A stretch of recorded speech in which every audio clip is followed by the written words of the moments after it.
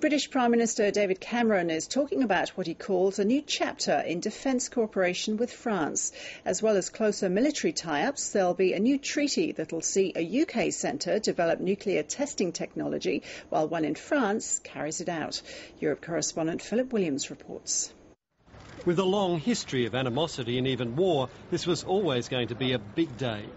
Unimaginable even just a few years ago, the hard realities of deficit-damaged economies meant the signing of the agreements was recognition they would hopefully be both stronger and cheaper together. We now have all the conditions to build an exceptional relationship between Britain and France. This is a treaty based on pragmatism, not just sentiment. And I would like to thank Nicolas for joining me in taking these bold and important steps, which I believe will make our sovereign nations safer. Already, French troops are involved in NATO operations in Afghanistan. Now, thousands of soldiers from both countries will train together to enable a joint rapid intervention force to be deployed if necessary. On the seas, jets from both countries will eventually share the aircraft carriers of both nations, and movements will be coordinated to ensure there's always one flat top at sea at all times.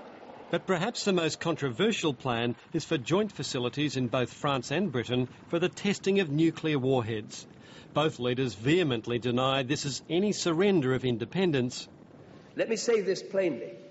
Britain and France are and will always remain sovereign nations. While both governments are celebrating this marriage of convenience, there are sceptics, even from David Cameron's own party. The main issue, trust.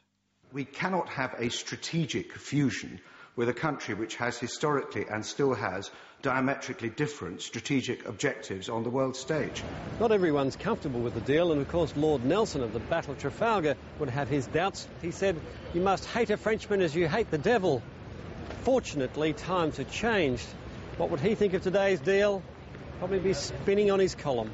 Philip Williams, ABC News, Trafalgar Square.